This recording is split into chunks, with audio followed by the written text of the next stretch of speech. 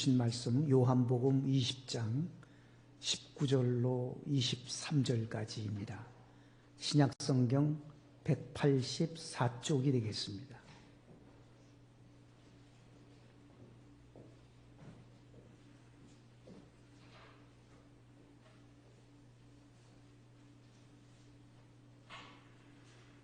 이날 곧 안식 후 첫날 저녁 때에 제자들이 유대인들을 두려워하여 모인 곳의 문들을 닫았더니 예수께서 오사 가운데 서서 이르시되 너희에게 평강이 있을지어다. 이 말씀을 하시고 손과 옆구리를 보이시니 제자들이 주를 보고 기뻐하더라. 예수께서 또 이르시되 너희에게 평강이 있을지어다. 아버지께서 나를 보내신 것 같이 나도 너희를 보내노라. 이 말씀을 하시고 그들을 향하사 숨을 내쉬며 이르시되 성령을 받으라. 너희가 누구의 죄든지 사하면 사하여질 것이요 누구의 죄든지 그대로 두면 그대로 있으리라 하시니라. 아멘.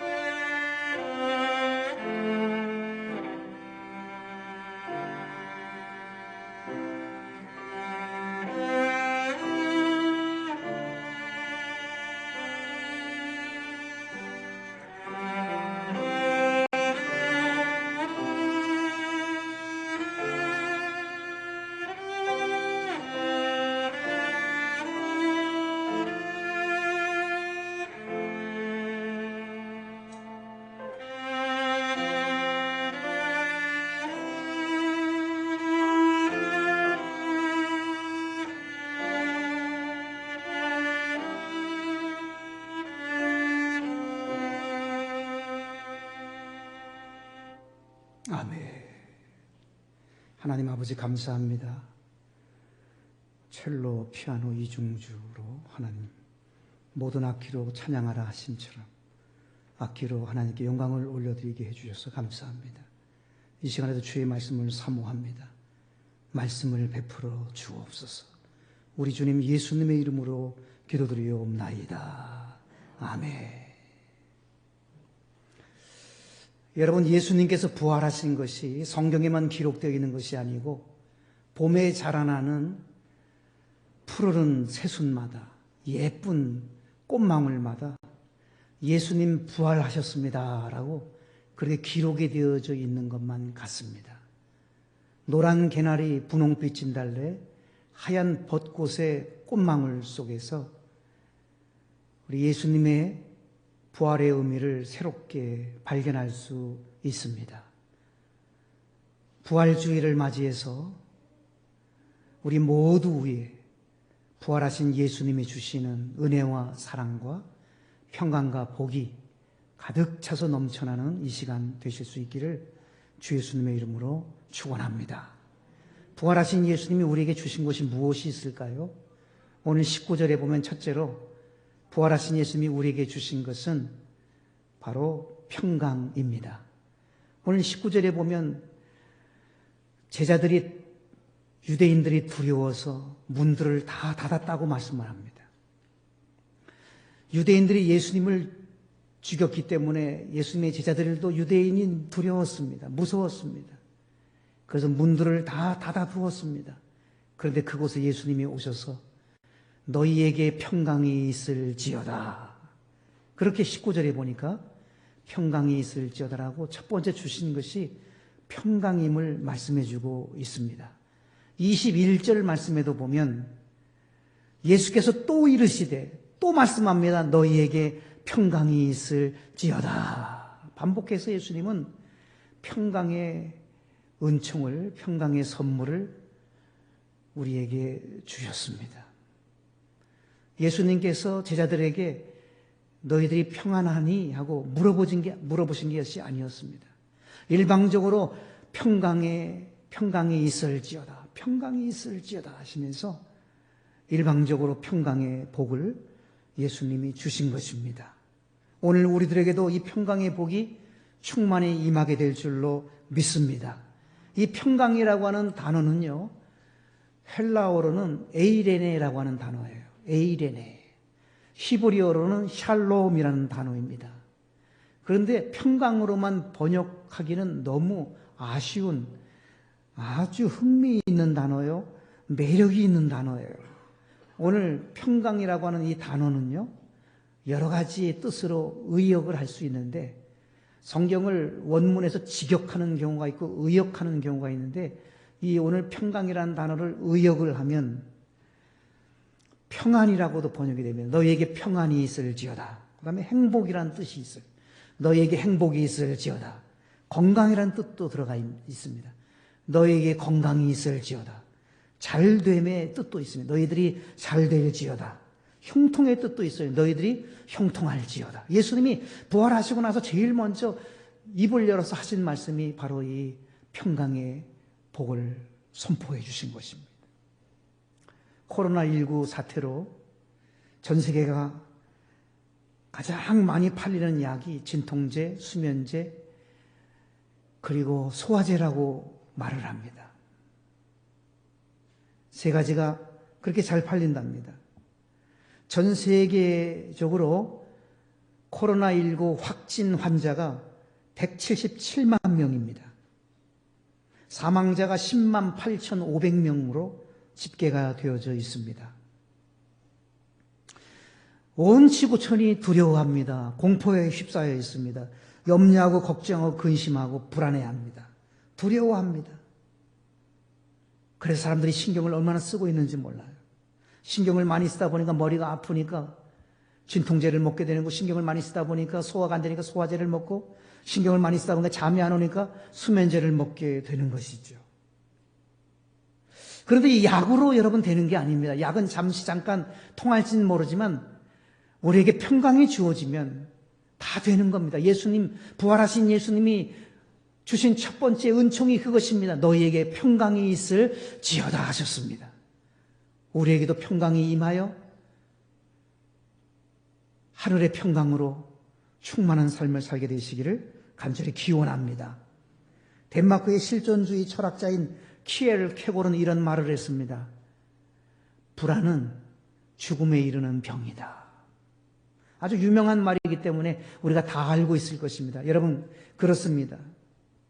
불안은 죽음에 이르는 병이에요. 불안한 마음을 가지면 결국 죽음에로 가게 되어 있는 것이 인생입니다. 병원에 와서 치료받는 사람 70%가 왜 병이 그렇게 생겼는가 하면 불안 때문에 생겼다고 합니다. 10명 중에 7명은 불안 때문에 병이 온 거예요. 그러니까 불안은 죽음에 이르는 병이라고 키엘 케골이 한 말이 명언이에요. 불안하면 사람들이 병에 걸리게 되고 죽음으로 나아가게 될 수밖에 없는 연약한 우리들입니다. 생각해 보십시오. 감기 증세가 조금 있어도 얼마나 불안해합니까, 요즘에. 콧물이 좀 나오고 기침이 좀 나오고 목이 좀 아프고 몸살 기운이 좀 있고 여러분 열이 조금 오르고 그러면 어떡합니까? 혹시 코로나19가 아닌가? 그렇게 불안해하면서 사람들이 살아가잖아요. 염려하고 걱정하고 근심하고 두려워하고 불안한 그러한 열방이 그런 가운데 놓여 있습니다. 이러한 우리들을 향해서 우리 예수님은 요한복음 14장 27절에 말씀합니다. 평안을 너희에게 끼치노니 내가 주는 평안은 세상이 주는 평안과 같지 아니하니라. 너희는 마음에 근심하지도 말고 두려워하지도 말아라. 우리 예수님이 그렇게 말씀하고 있습니다. 이사야 57장 19절에서 우리 하나님은 이렇게 말씀합니다. 나 여호와가 말하노라. 먼 데 있는 자에게든지 가까운 데 있는 자에게든지 평강이 있을지어다. 평강이 있을지어다. 내가 그를 고치리라 하셨느니라. 우리에게 평강을 주시는 하나님, 그 하나님이 우리를 고쳐주신다고, 이 땅을 고치신다고, 우리를 고쳐주시겠다고 약속해 주셨습니다. 부활의 주님, 부활하신 우리 주님이 주시는 평강으로 인하여 코로나19가 물러가는 은총이 우리 가운데 있게 되시기를 주 예수님의 이름으로 축원합니다. 두 번째로 부활하신 우리 예수님이 우리에게 주신 것이 무엇이 있을까요?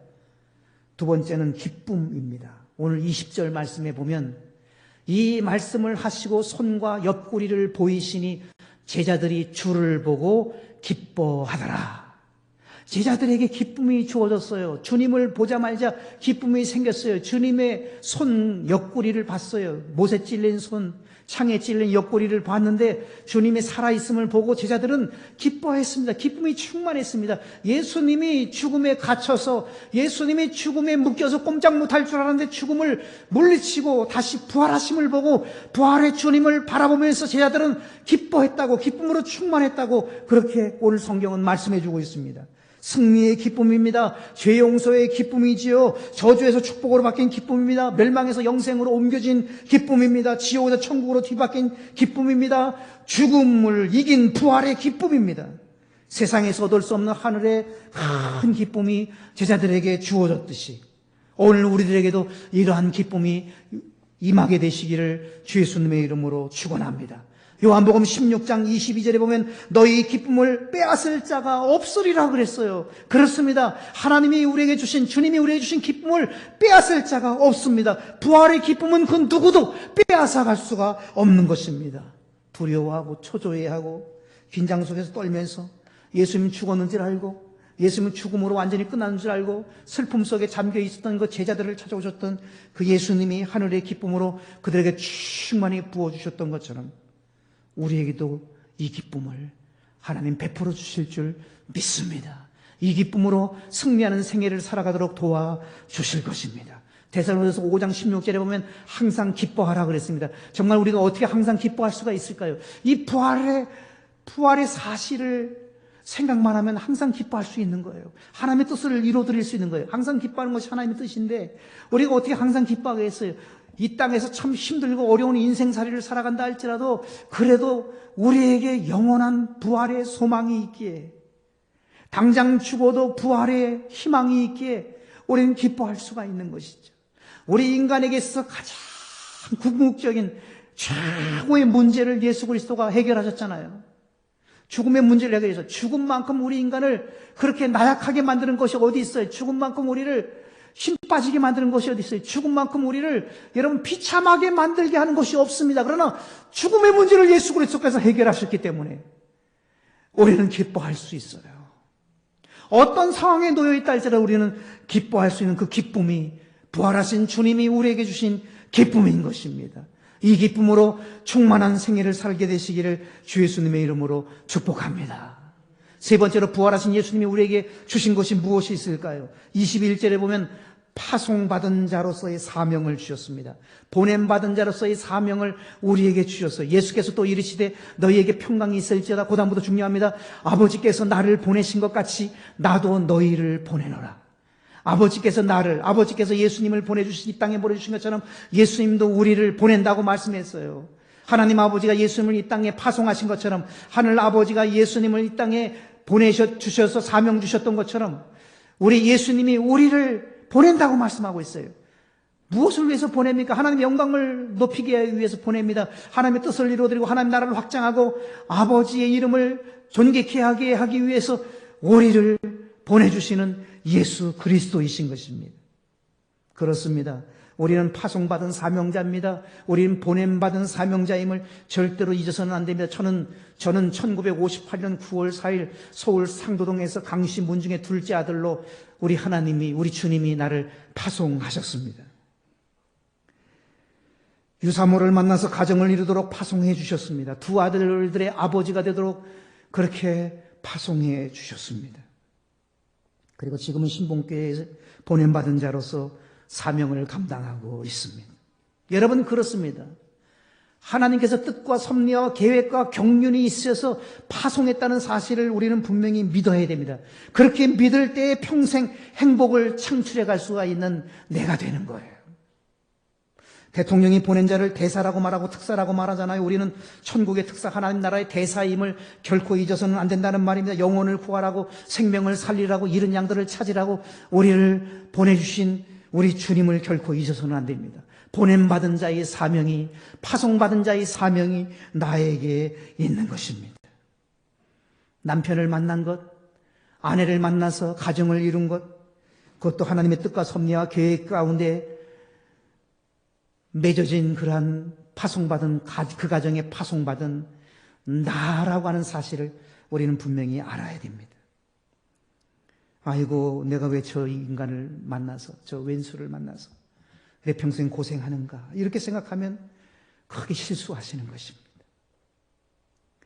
우리는 각기 가정으로 보냄받았다는 자각과 정신과 사명감을 늘 가지면서 보냄받은 자로서 파송받은 자로서의 사명을 다해야 한다는 거예요.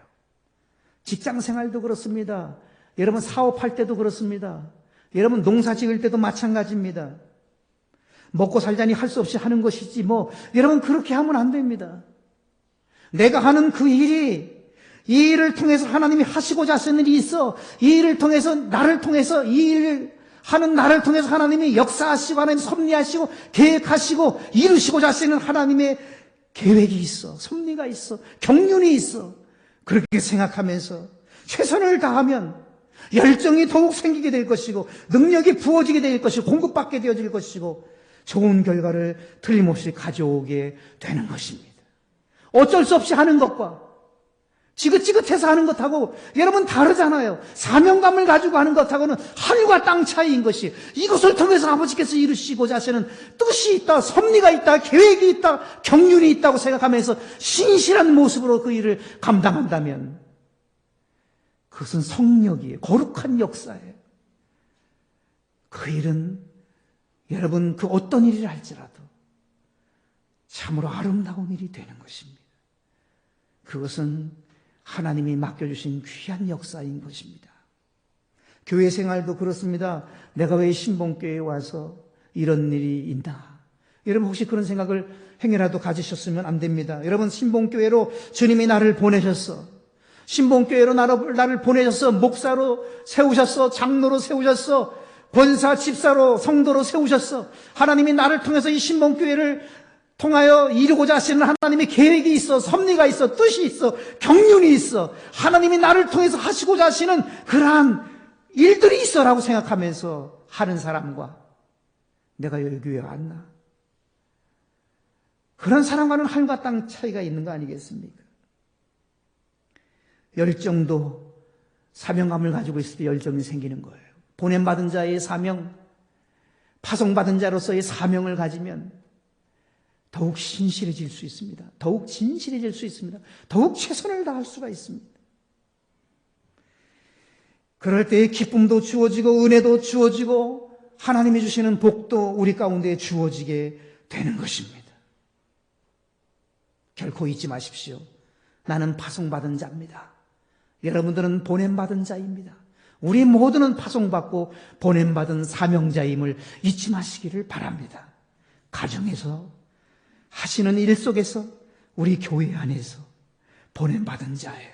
파송받은 자예요. 그 사명 감당해야 합니다. 부활하신 예수님이 우리를 보내주신 것입니다. 네 번째로 부활하신 우리 예수님께서 우리에게 주신 것은 무엇이 있을까요? 성령을 주셨습니다. 22절 말씀입니다. 이 말씀을 하시고 그들을 향하사 숨을 내쉬며 이르시되 성령을 받으라. 성령을 받으라 그러셨어요. 그냥 성령을 받으라 그런 것이 아니라 숨을 내쉬면서요. 누구를 향해서? 제자들을 향하여 숨을 내쉬며 성령을 받으라 그러셨어요. 예수님이 제자들을 향해서 숨을 내쉬면서 성령을 받으라 하셨어요. 용기와 희망의 숨을 불어넣어 주신 것입니다. 마치 태초에 하나님이 에덴 동산에서 아담을 만드시고 아담의 코에 생기를 불어넣듯이 예수님께서 제자들에게 생기의 숨을, 새로운 성령의 활기를 불어넣으신 거예요. 숨을 내쉬면서 성령을 받으라 하셨어요. 오늘 이 시간 우리 가운데도 우리 주님 숨을 내쉬면서 성령을 받으라 하심처럼 성령으로 충만하실 수 있기를 축복합니다. 여러분, 시대를 구분하면 커다랗게 세 시대로 구분을 할 수 있습니다. 신학자들마다 조금씩 달리할 수 있지만 많은 분들이 이렇게 시대 구분을 합니다. 구약시대와 신약시대와 은혜시대로 이렇게 세 가지로 구분을 합니다. 구약시대 때 그때 하나님만 계시지는 않았습니다. 하나님과 예수님과 성령님 삼위일체 하나님이 공존하셨습니다. 함께 역사하셨습니다. 그러나 구약시대에는 특별히 하나님, 여호와 하나님이 주도적으로 이끌었던 시대였습니다. 신약시대에는 역시 마찬가지입니다. 하나님과 예수님, 성령님 삼위일체 하나님이 함께 운행하셨지만 특별히 예수 그리스도께서 성자 예수님이 주도적으로 역사하셨던 시대가 신약시대입니다. 예수님이 공생의 사역을 하면서 광야로 갈 때에도 성령님이 이끌었다 그랬어요. 성령님이 예수님을 이끌고 가셨어요. 하나님의 하늘 문을 여시고 세례받는 세례요한을 통해 세례받는 예수님에게 기뻐하는 내 아들이라고 그렇게 하나님의 한없이 기뻐하셨던 것. 성부, 성자, 성령이 신약시대에도 함께 역사하셨지만 특별히 주도적으로 역사하셨던 그분은 성자 예수 그리스도이십니다. 성령 강림 이후 마가다락방에서 120명의 문도가 120명의 하나님의 사람들이 성령 충만이 받고 난 이후부터는 여러분 은혜 시대라고 할 수가 있습니다. 예수 그리스도가 십자가에 못 박혀 돌아가시고 모든 죄가 다 사함받고 새 시대가 열리고 참으로 휘장의 문이 열리고 새 길이 열림으로 인해서 은혜 시대가 시작됐는데 은혜 시대 때는 성부, 성자, 성령, 성삼위 하나님이 동일하게 역사하시지만 주도적으로 역사하시는 분은 성령님이에요. 그래서 성령님의 강림을 통해서 성령님의 역사하심을 통해서 하나님의 역사가 만천하에 진행되어져 가는 것입니다. 그러므로 오늘 우리 은혜 시대를 살아가는 우리들에게는 여러분 무엇보다도 성령으로 우리가 충만해져야 됩니다. 예수님이 성령을 받으라 하심처럼 우리도 성령으로 충만해야만 되는 것입니다. 인격적이신 성령님을 여러분 우리가 사모해야 됩니다. 인격적인 성령님을 우리가 환영해드려야 됩니다. 인격적인 성령님을 내 안에 모셔드려야 됩니다. 입술로 시인해야 됩니다. 성령님 사랑합니다. 성령님 감사합니다라고 입술로 시인하셔야 됩니다.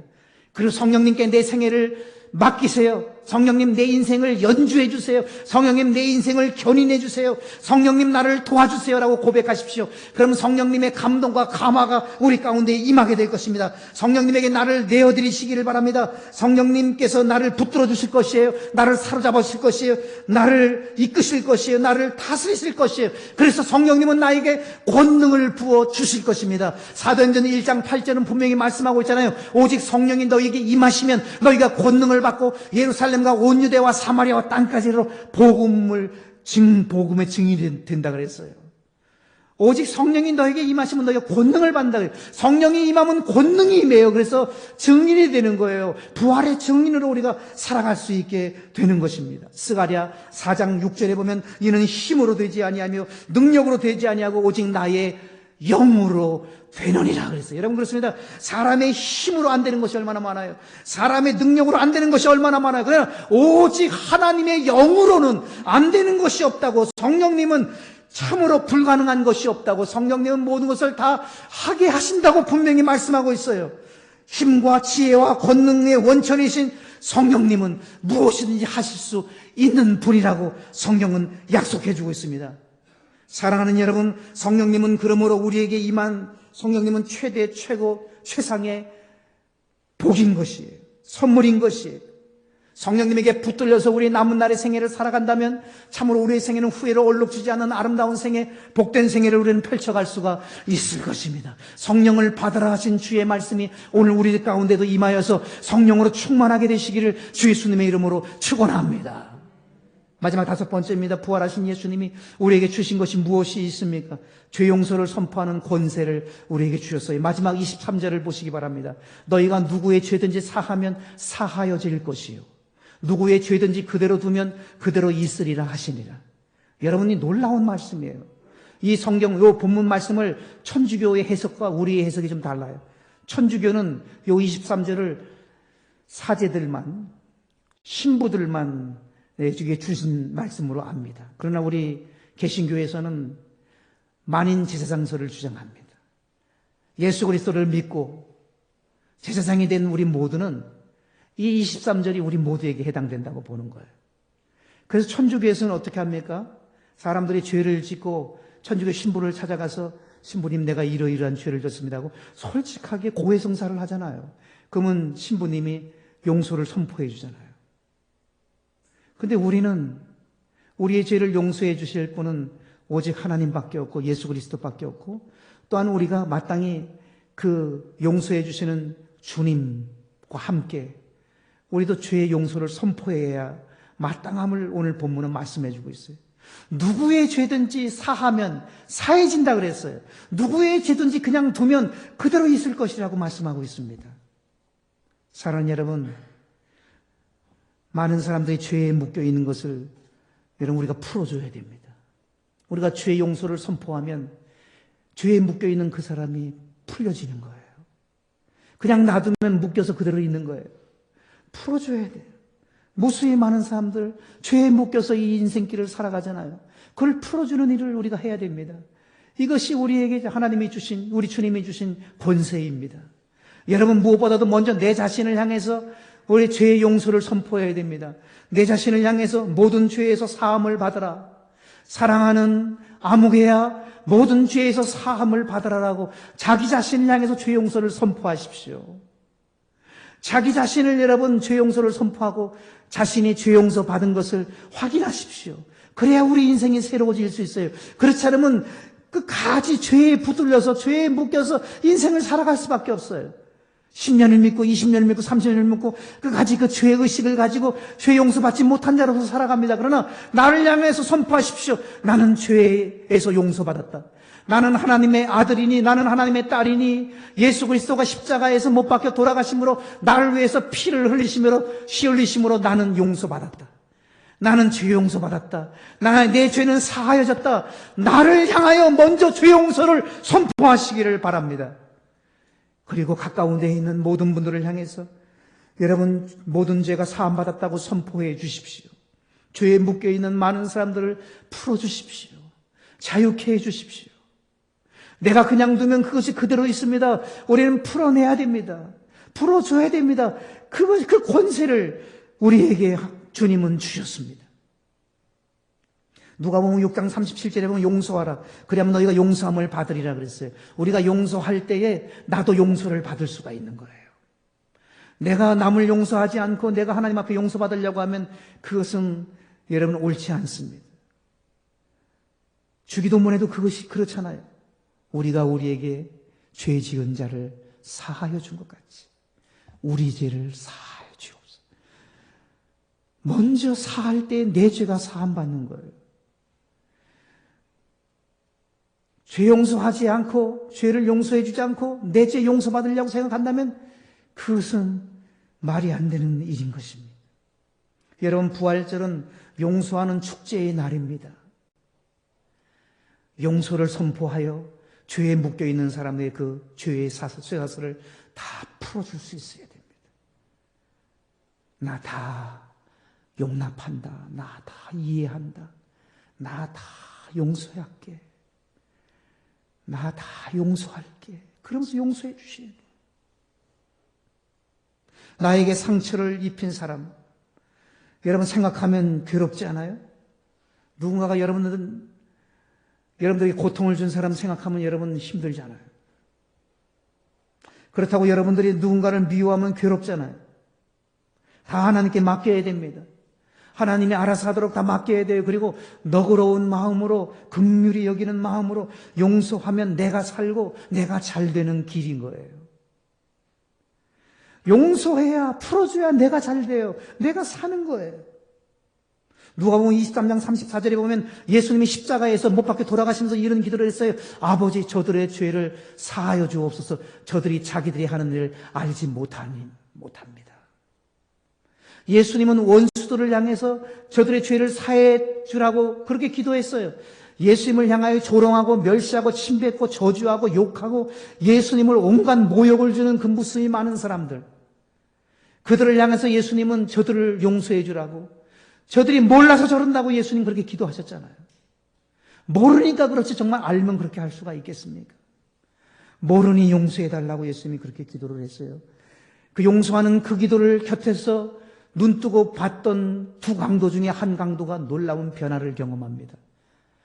이런 상황 속에서 같이 욕을 하고 같이 저주를 퍼붓고 같이 맞서서 싸우지 않고 도리어 원수들을 용서하며 저들의 죄를 사해달라고 하는 이 사람은 정말 메시아이구나. 그렇게 깨닫고서 예수여, 당신의 나라에 임할 때 나를 기억해 주십시오 하고 자신의 생애를 예수님에게 맡깁니다. 그때 예수님이 내가 나와 함께 낙원에 있을 것이라고 평생 강교짓하면서 평생 그렇게 옳지 못한 사람으로 살았지만 마지막 순간에 예수님을 부르면서 자신을 예수님께 맡겼을 때 그는 낙원에 가는, 천국에 가는 복을 누릴 수가 있었습니다. 그렇습니다.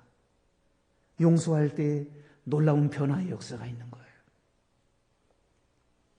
스데반 집사님도 예수님처럼 기도했어요. 돌에 맞아 돌아가시면서 스데반 집사님이 뭐라 그랬어요? 아버지, 이 죄를 저들에게 돌리지 말아주세요. 천사 같은 얼굴로 피를 흘리면서 무릎을 꿇고 성령 충만해서 스데반 집사님은 그렇게 기도를 합니다. 이것은 사람의 힘으로 한 기도가 아니에요. 성령님이 힘 주셔서 한 기도예요. 여러분, 돌덩어리에 맞았는데 어떻게 그렇게 기도할 수 있겠어요? 당장 아픈데.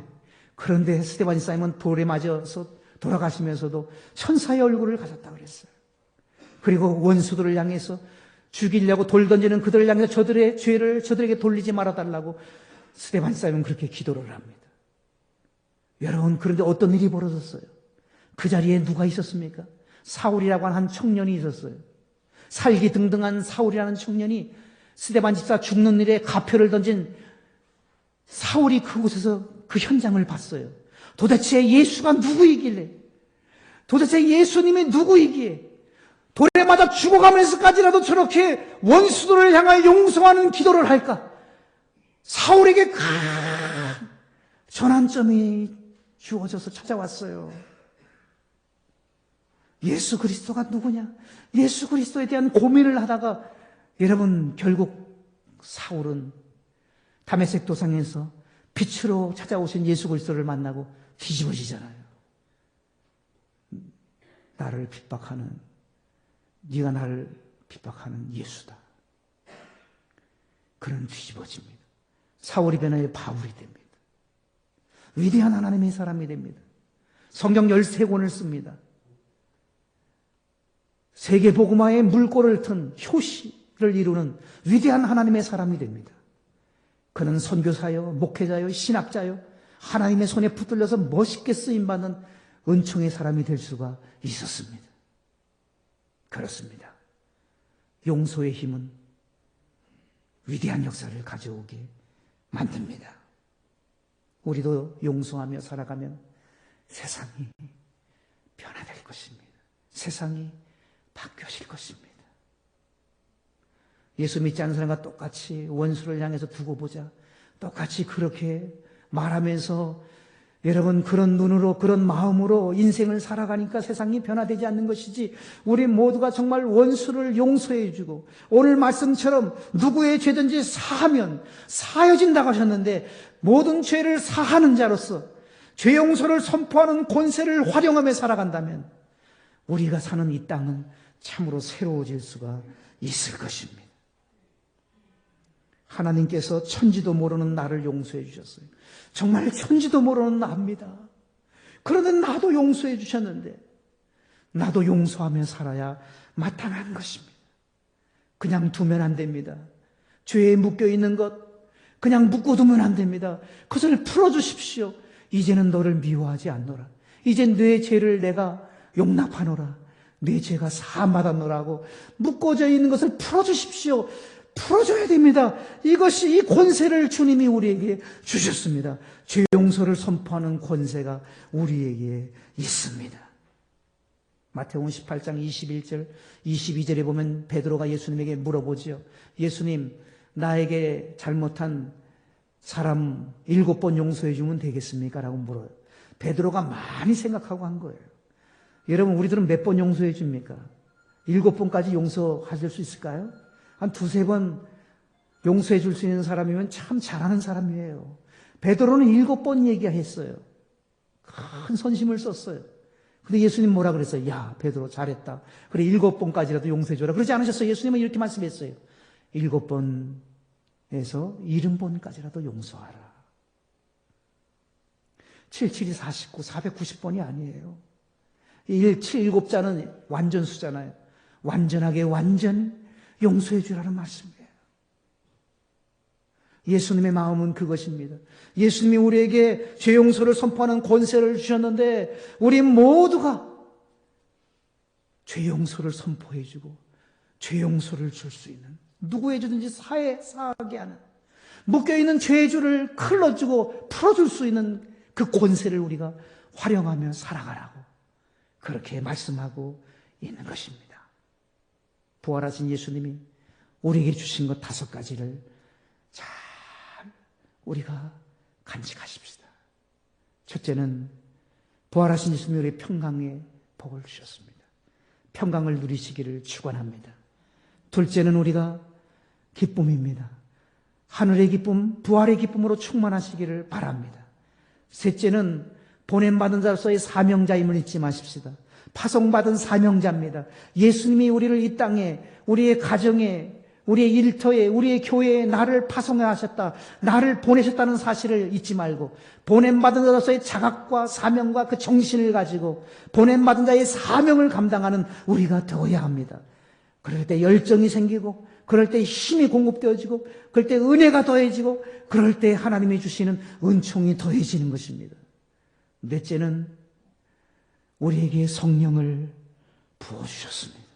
성령의 힘으로 살아야 됩니다. 하나님의 영으로 살아가야 됩니다. 하나님의 영에 붙들려야 됩니다. 성령님에게 나를 맡기십시다. 성령님에게 이끌리심을 받으십시다. 성령님이 내 생애를 연주하시도록, 내 생애를 주도하시고 내 생애를 견인하시도록 성령님께 나를 맡기고 성령님을 환영하며 모셔드리며 성령님을 감사함으로 고백하며 성령님을 우리 입술로 아멘으로 고백하면서 성령님과 함께 나아가는 인생이 되어야 될 뿐만 아니라 죄 용서를 선포하면서 죄에 묶여있는 자들을 풀어주면서 그 권세를 사용하면서 살아갈 때 우리의 생애는 참으로 아름다운 인생으로 나아갈 수가 있을 것입니다.